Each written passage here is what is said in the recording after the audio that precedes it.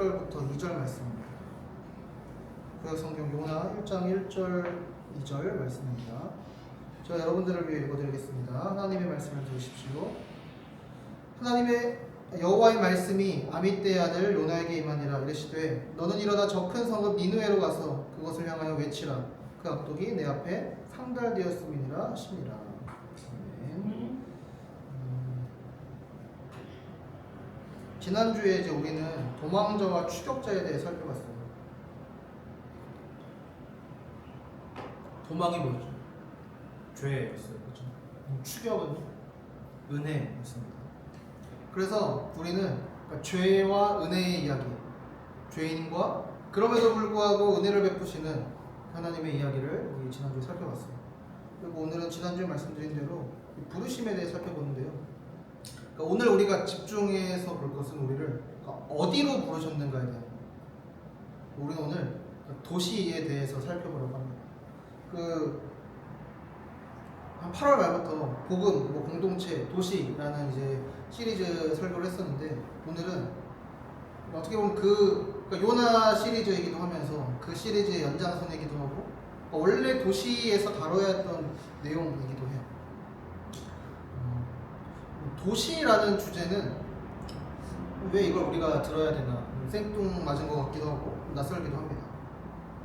그런데 도시는 우리에게 매우 중요한 주제예요. 왜냐하면 도시는 우리가 사는 곳이에요. 그리고 앞으로도 우리에게 엄청난 큰 일이 벌어지지 않는 한 우리가 살아갈 곳이에요.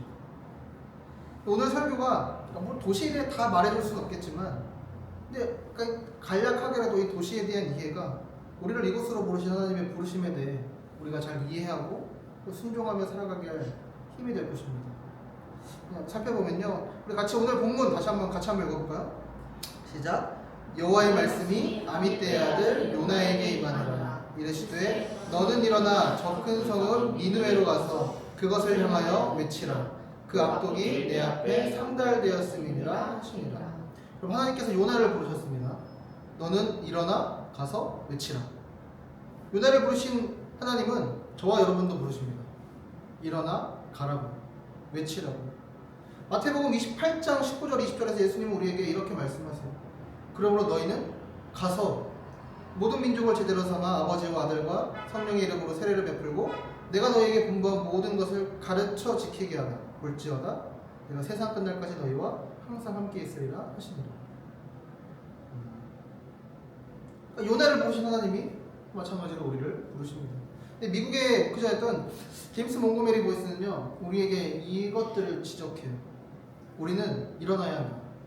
그러나 때로 우리는 세상 사람과 거의 접촉이 없는 교회당 의자에 그대로 머뭇거리며 앉아있다. 우리는 밖으로 나가야 하지만 좀처럼 활동하려 하지 않는다. 우리는 외쳐야 하지만 우리들 대부분은 너무도 얌전만 빼고 있다. 그러니까 이상스럽게도 침묵만 하고 있는 것이다. 하나님이 요나를 부르셨어요. 요나가 도망갔었죠. 하나님이 마찬가지로 우리를 부르십니다. 근데 몽고메리 보이스는 이렇게 지적하는 거예요. 우리도 요나와 다르지 않대요.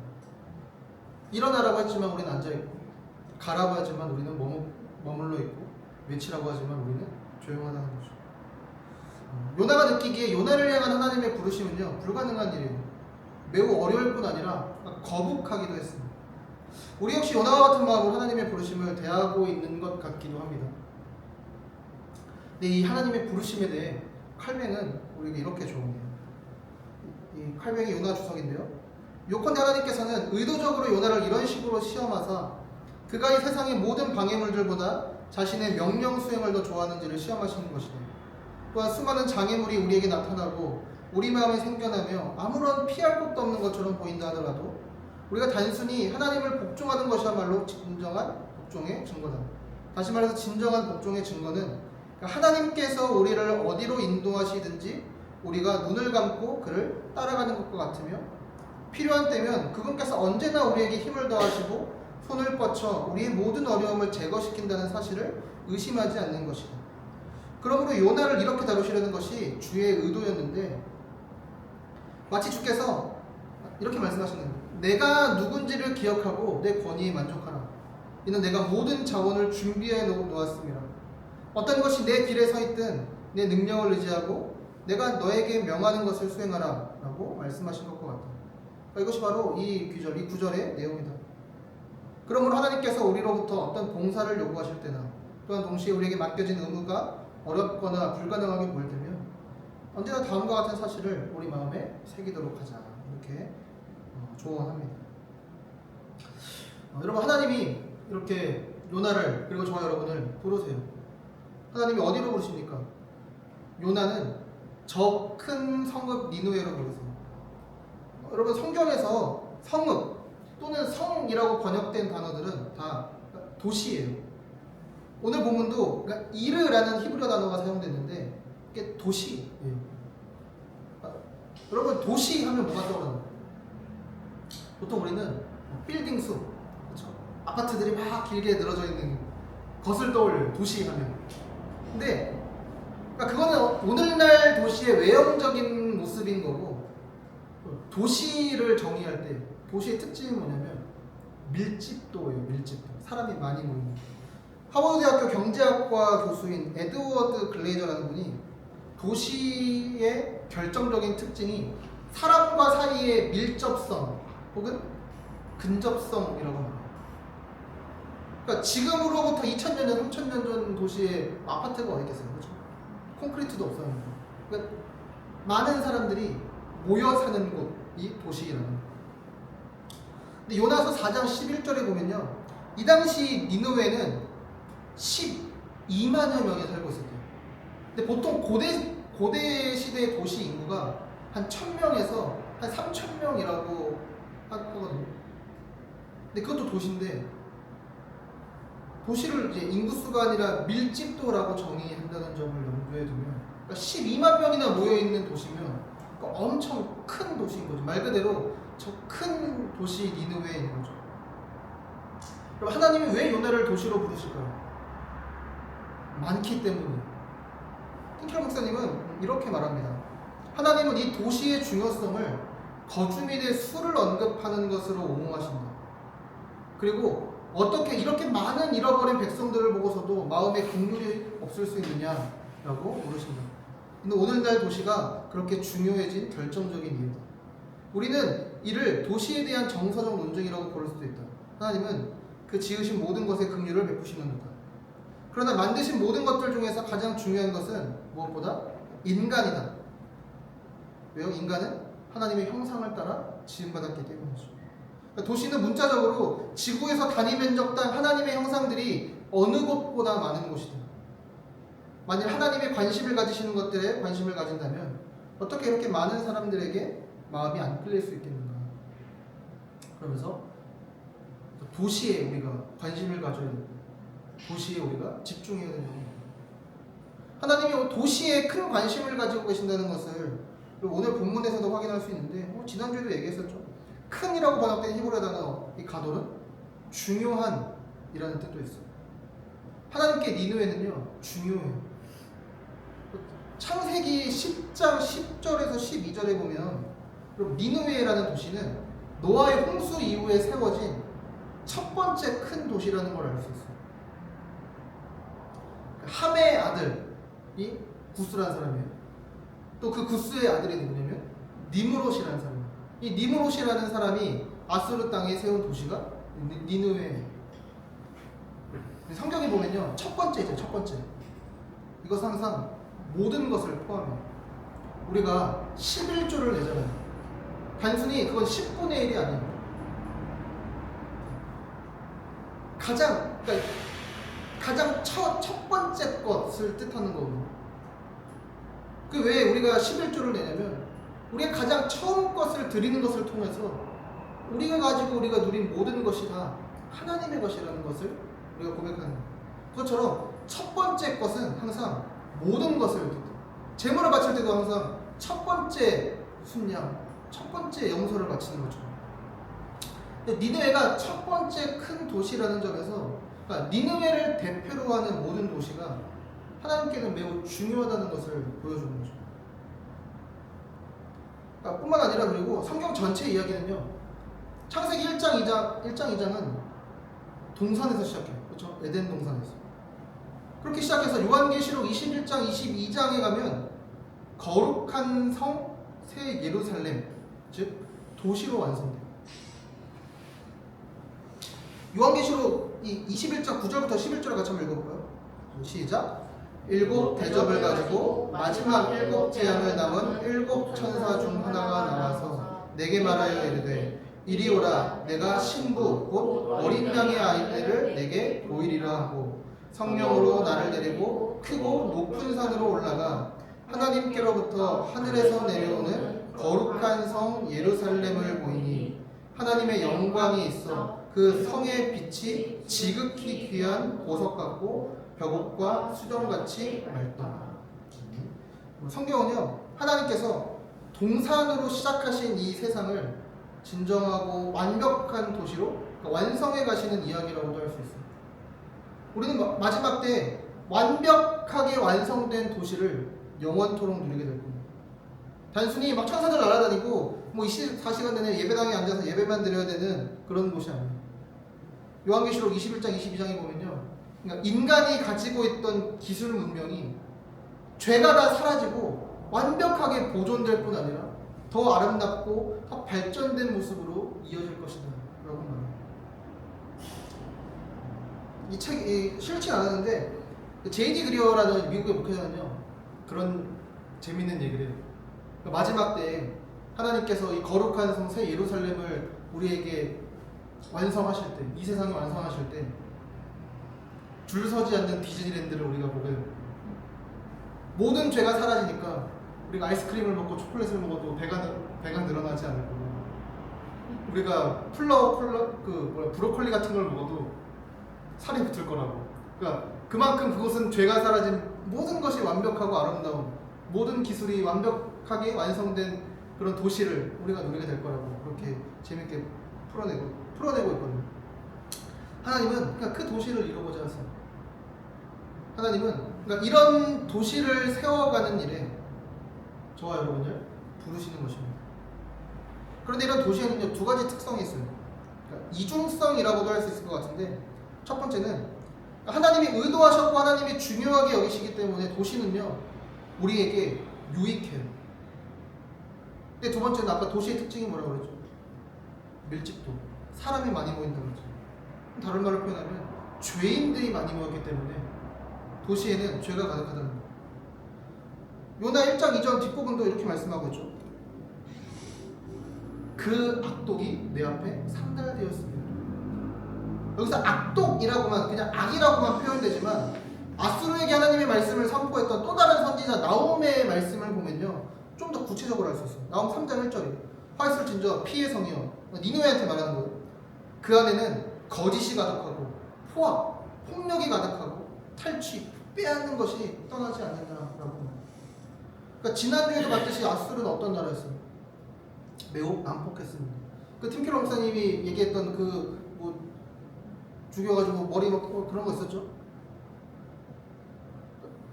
그 아수르를 향해서 테러국가라고 표현했었어요. 너무. 자, 그럼 니네는요, 거짓, 폭력, 탈취가 가득한 죄의 장소였습니다. 그러니까 도시는 이런 이중성을 가지고 있는 겁니다. 그래서 도시에 관련된 책들을 보면 이게 두 부류로 나눠요. 어떤 사람들은 도시를 찬양해요. 그러니까 도시가 최고라는 거예요. 근데 또 어떤 사람들은 도시를 반대해요. 심지어 이 도시는 해체되고 사라져야 된다고 말하는 사람들도 있습니다. 근데 성경은요, 둘을 다에 대해 말해요. 하나님이 도시를 만드신 것이라면 하나님은 도시를 통해 인간에게 무언가 좋은 것을 주기를 원하신다는 거예요.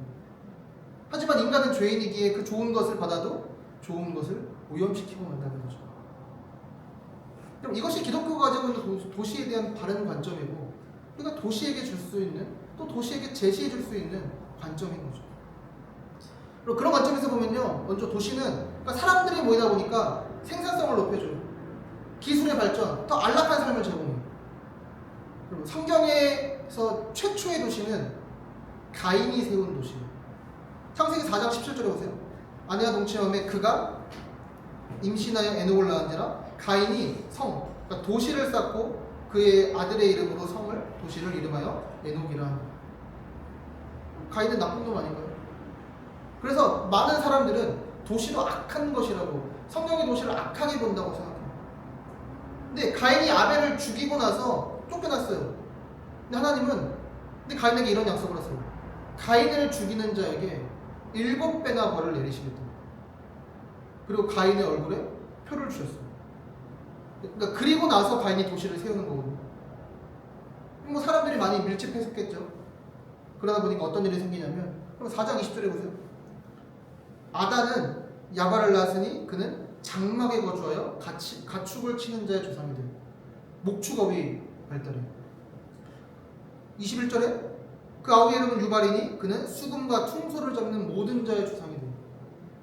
음악, 예술이 발달하게 되죠. 그럼 42절도 보면 신라는 두발가인이 나왔으니 그는 구리와 새로 여러 가지 기구를 만드는 자요.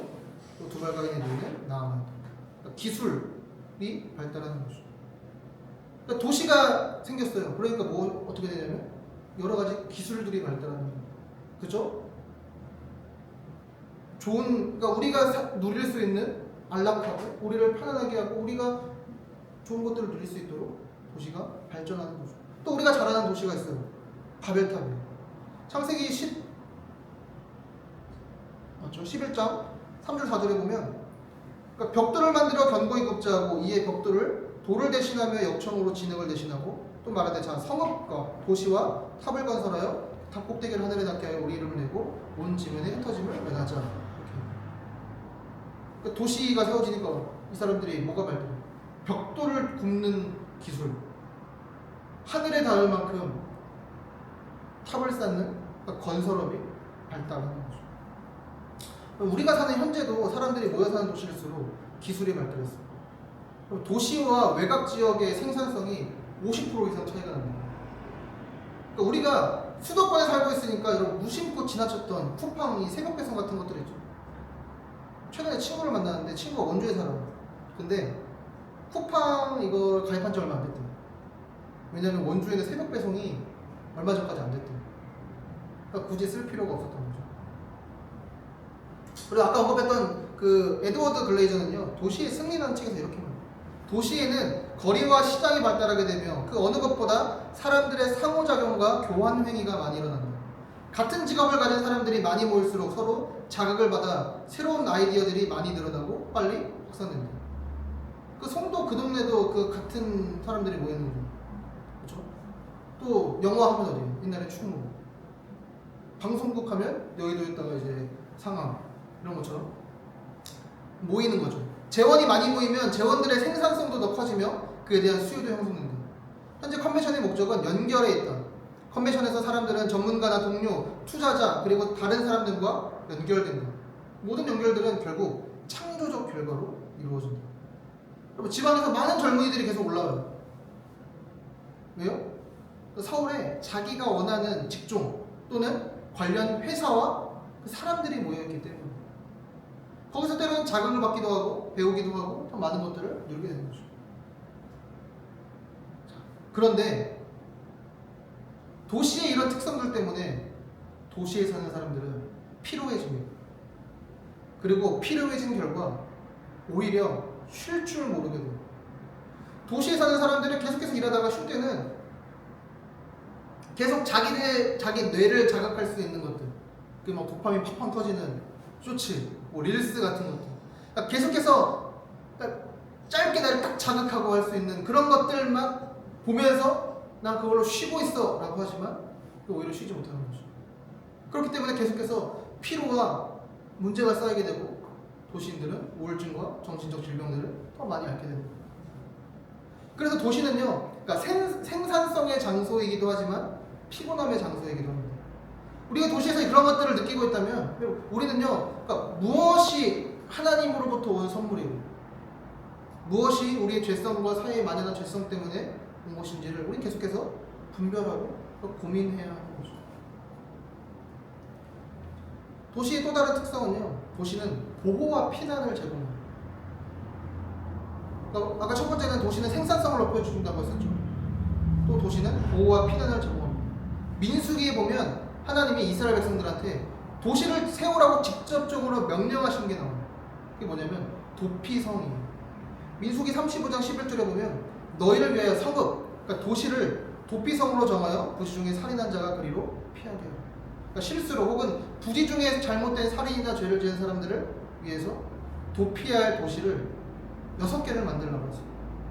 거기서 그러니까 보호받게 하시는 거예요. 또 시편 107편 6절 7절에 보면 이에 그들이 근심 중에 여호와께 부르심에 그들의 고통에서 건지시고 또 바른 길로 인도하사 거주할 성읍에 이르게 하셨도다. 이렇게 말했어요.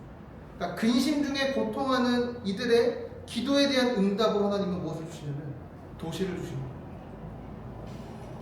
거예요. 우리의 도시 역시 우리에게 나름의 안전을 제공합니다. 왜냐하면 우리나라에서 발표하는 사회안전지수라는 게 있습니다. 거기 보면 항상 서울이 최상위권에 있습니다. 송도가 31등이더라고요. 갈산동은 몇 등인 줄 알아요? 130등인가 그래요. 근데 이제 대부분 이제 서울에 잘 사는 동네들이 최상위권에 있고, 아니면 과천 과천이 몇 년 동안 1등이에요.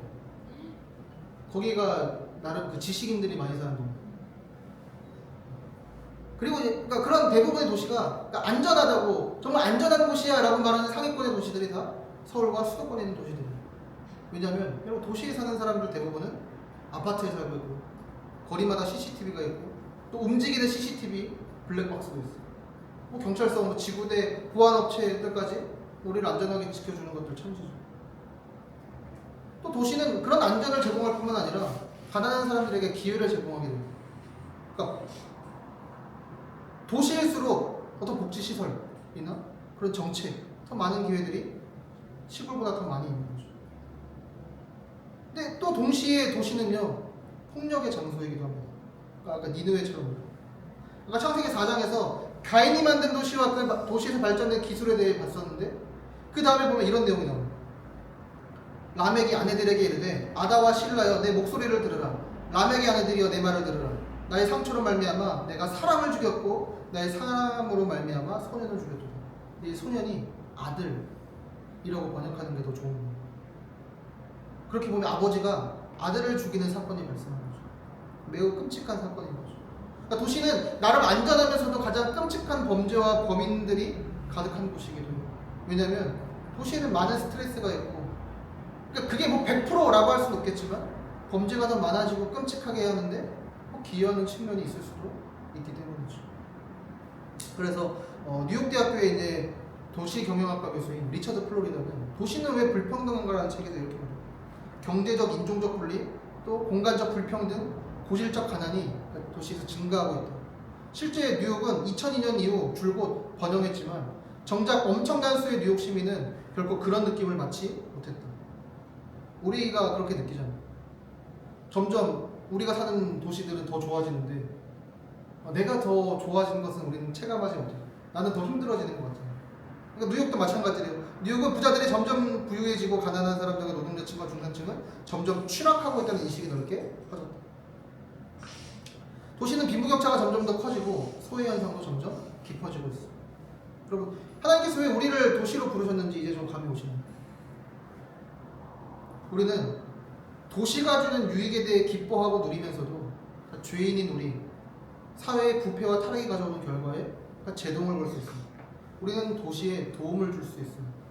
그 3주 전에 얘기했었던 세상의 빛으로서.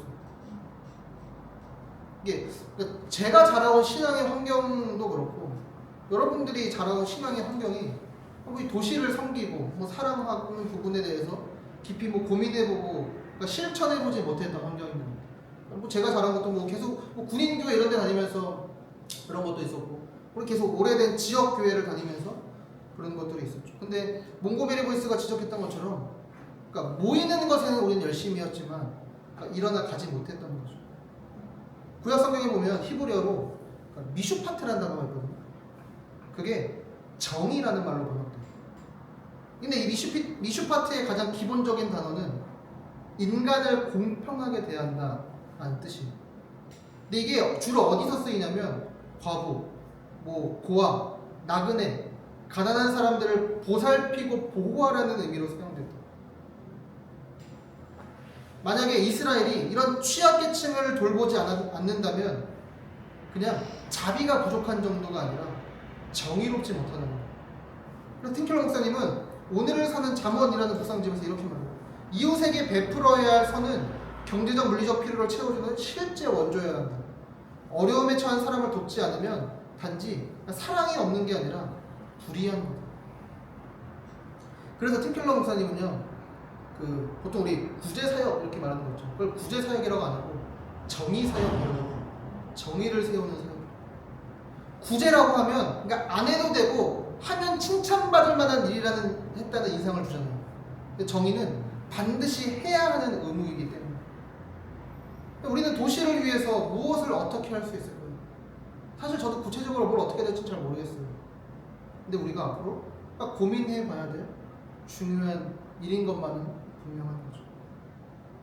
여기에 대해서 하나님께서 요나를 니느웨로 그리고 우리를 도시로 보시는 진짜 중요한 이유가 있어요. 니느웨에는요 하나님의 자비와 은혜가 필요했습니다. 우리가 앞으로 살펴보겠지만 요나가 이 물고기 배를 타고 니느웨로 갔다가 거기서 30일 동안 막 복음을 전한 것도 아니에요. 니느웨는 무너질 것이다 만 외쳤음에도 온 니느웨가 회개하고 돌이켰습니다. 물론 나중에 니느웨가 그들의 폭력과 죄 때문에 멸망하게 돼요. 근데 여기서 알 수 있는 거 하나는 뭐냐면요, 도시는 우리가 생각하는 것보다 훨씬 종교적이라는 거예요. 요나의 저 한마디에 반응할 정도로 영적으로 민감했다는 거예요.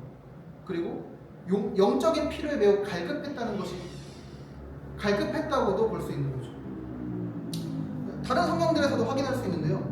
창세기 11장 4절에서 사람들이 바벨탑을 쌓으면서 이렇게 말하죠. 그러니까 성읍과 탑을 건설하여 그 탑 꼭대기를 하늘에 닿게 하여 우리 이름을 내고 온 지면에 흩어짐을 면하자 했던. 바벨탑이 높은 이유는 뭐냐면요, 사람들이 저 높이 올라가서 하나님에게까지 닿겠다는 거예요. 그만큼 높아지겠다는 거예요. 그럼 더 영적인 것들, 더 높은 것들, 신적인 것들을 더 추구하겠다는 거예요. 신약으로 와서 사도행전 17장 16절에 보면 바울이 에덴, 그러니까 지금의 아테네에 간 장면이 나오거든요. 그리고 이 아테네는요 우상이 가득했어요. 얼마나 우상이 많냐면 혹시 내가 모를 신이 있어. 그래서 그 신을 위한 신당까지 있을 정도로 우상이 가득했고, 그러니까 종교심이 셌던 거죠. 또 그것으로 인해서 바울이 분노하는 걸 볼 수 있어요. 그러니까 고대의 도시들에는 항상 중앙에 신전이 있었어요. 도시 선교학자인 김성환 교수가 책에서 이런 얘기를 하거든요. 도시는 영적, 종교적 공간이고 도시화는 하나의 종교적 현상이다. 마을이 형성되고 사회체계가 완성되는 과정에서 종교는 언제나 중심적인 역할을 해야 한다. 이집트나 메소포타미아 문명의 고대 도시들은 말할 것도 없고 중남미, 유럽, 아시아 여러 도시도 종교를 통해 형성되었다. 우리 국사 배우면 항상 그 도시, 그 국가의 기틀을 세울 때 항상 뭐가 있냐면 종교가 있어요. 불교를 세울 때는, 아니 불교가 아니라 고려를 세울 때는 불교가 있었고, 조선을 세울 때 유교가 있었죠. 그런 것처럼 항상 종교와 이 도시가 세워지는 것은 항상 밀접하게 연결되어 있는 거죠. 여러분 이렇게 생각할 수도 있어요. 고대 시대는 뭐 그럴 수 있지. 근데 지금은 2024년이잖아요. 뭐 종교 믿는 사람 수가 계속 줄어들고 있는데 지금은 상관없는 얘기 아니냐. 근데 우리가 보면요, 그렇다고 하기에 우리나라 사람들은 너무너무 종교적이에요. 어저께 정원이랑 그 밤에 그 유퀴즈 짤을 잠깐 보는데 그 굿 파트너 봤어요? 그 작가님이 나와서 인터뷰하는데 이분이 그 드라마가 어떻게 되는지 알고 싶어가지고 시작할 때 점을 봤대요. 근데 그게 방송가의 유명한 점집이에요. 그러니까 방송가 사람들은 다 거기 가서 그 점을 보는 거예요. 또 보세요. 우리 주변에 얼마나 사주 보는 사람, 뭐 점 보는 사람, 심지어 그거 얼마나 맹신하는 사람들이 얼마나 많아요. 또 요즘 유행하는 게 뭐예요? 그 홈스테이가 아니라 절스테이. 아, 그거. 그 뭐라 그래? 절에 가서 그거 쉬는 거 뭐는 거지? 무슨 스테이? 그치, 무슨 스테이인데 하여튼 절에 가는 거, 뭐 그런 것들 있죠. 템플스테이. 아, 템플스테이. 뿐만 아니라 우리가 그냥 종교를 그냥 뭐 기독교, 천주교, 불교 같은 걸로만 정의할 수가 없습니다. 어떤 의미에 종교라는 건 더 넓은 의미예요. 이렇게 생각하는 게 다 종교예요. 내가 이것만 있으면 구원받을 거야. 내가 이것만 있으면 내 삶이 훨씬 더 좋아질 거라고 믿는 거죠. 그게 종교예요. 우리가 마음속으로 항상 간절히 바라고 목을 메고 생각하고 막 바라보는 거, 그게 결국 예배인 거고, 거기에 우리의 구원이 있다고 믿으면, 거기에 내 삶이 더 나아질 것이라고 믿는 거, 그 모든 간절함과 믿음이 다 종교인 거죠. 그런 걸 보면 도시는 종교로 가득해요. 여러분, 서울에서 가장 좋은 빌딩과 좋은 자리는 다 대기업들이 차지하고 있어요. 그 말은 제일 높은 가치가, 우리나라에서 제일 높은 가치가 돈이라는 거예요. 돈이 신이 되고 그 돈을 예배하고 돈을 믿는 거죠. 그리고 또 지난주에 성경 공부하면서 언급했던 그 제임스 스미스의 말처럼 우리는 쇼핑몰이라는 예배당에 가서 우리를 구원해 줄 것만 같은 신상 옷과 물건들을 보면서 아, 여기가 바로 천국이구나 를 느끼는 거죠.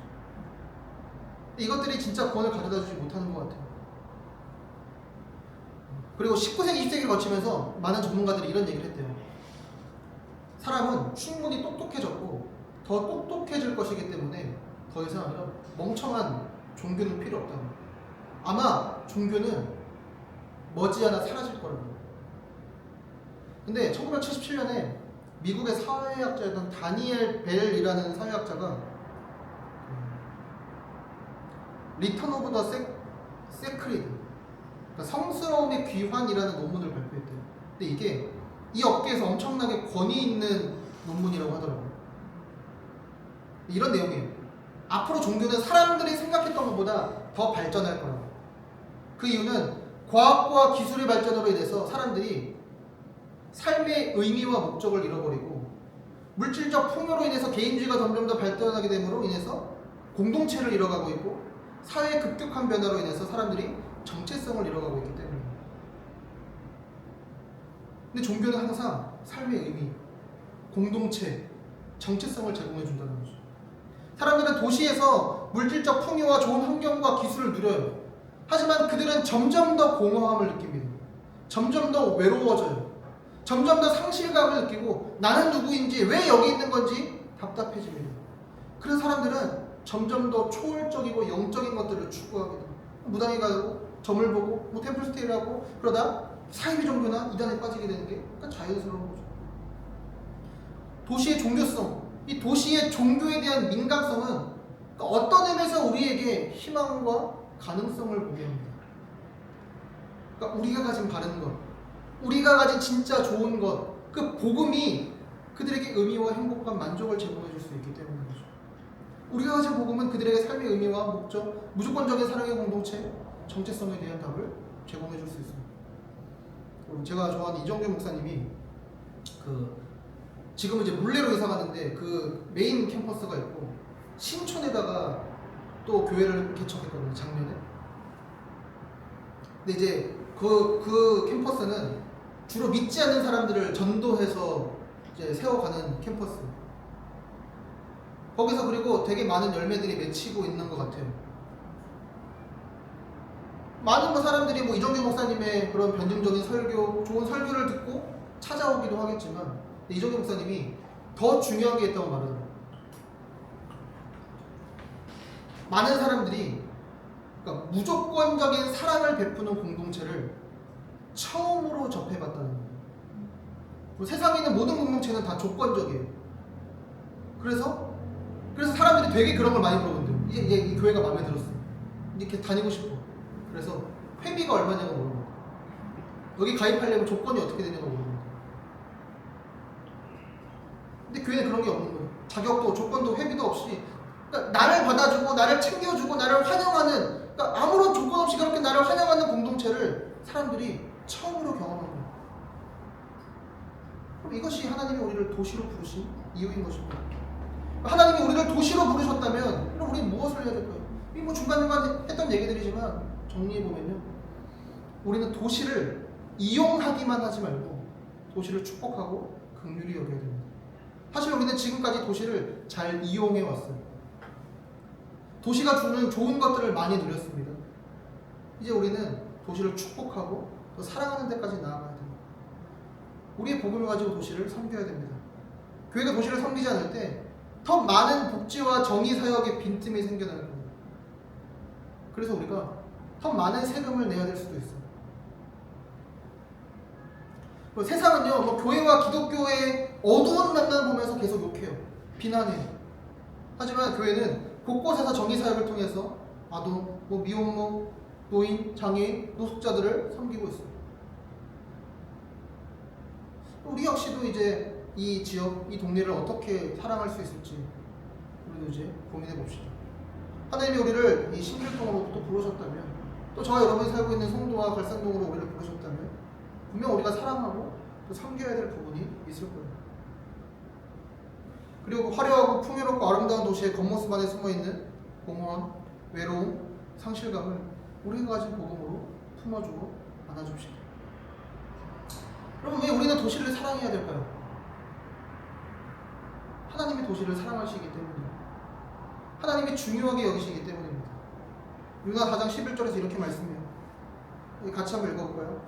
하물며 이 큰 성읍 니느웨에는 좌우를 분별하지 못하는 자가 12만 명이고 박수도 많이 있나니 내가 어찌 아끼지 아니하겠느냐 하시니라. 여기서 아끼지 아니하겠느냐라는 말은 울지 않겠느냐라는 뜻이에요. 하나님은 니느웨를 위해서, 즉 하나님의 형상이 12만여 명이나 있는 도시를 위해 오십니다. 하나님은 도시를 매우 소중히 여기시는 분이에요.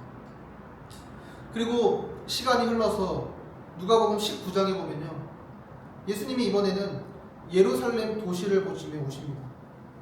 누가복음 19장 41절에 같이 한번 읽어봅시다. 예수께서 예루살렘 가까이에 오셔서 그 도성을 보시고 오셨다. 예루살렘, 이제 계속해서 갈릴리에서 주로 활동하시던 예수님이 이제 예루살렘으로 들어가십니다. 예루살렘으로 들어가시는 예수님 앞에 놓인 것은 죽음뿐이었습니다. 그럼 예수님이 왜 예루살렘에서 죽으셨습니까? 그분은 그 도시의, 그리고 우리의 모든 악도, 우리의 죄로 인해 겪어야 할 영원하고 궁극적인 외로움, 공허함, 단절과 상실, 즉 그 지옥의 고통을 우리 대신 당하시고 우리에게 그 모든 것이 사라지고 영원한 행복과 사랑으로 가득한 공동체, 영원한 기쁨이 가득한 그 새 예루살렘을 우리에게 주시기 위해 그분은 죽으셨습니다. 사도행전 마지막에 보면요, 바울도 로마 도시로 들어가는 장면으로 이제 마무리되거든요. 그리스도께서 도시로 들어가셨듯이 바울도 그리스도의 길을 따르는 것입니다. 우리에게 영원한 도시의 기쁨을 주시기 위해 도시로 들어가 자신을 내어주신 그리스도를 기억합시다. 그분의 사랑을 기억합시다. 그리고 우리도 그 도시로 부르신 하나님의 그 부르심을 기억합시다. 우리가 구체적으로 무엇을 어떻게 해야 될지 우리가 또 고민해봐야 될 문제이지만, 하나님께서 우리를 도시로 부르셨고 그 도시를 이용하는 것뿐만 아니라 그 도시를 섬기고 사랑하라고 부르셨던 그 부르심을 또 기억하는 우리가 되기를 바랍니다. 우리 이 시간 함께 찬양합시다. 나의 가는 길 함께 부릅시다.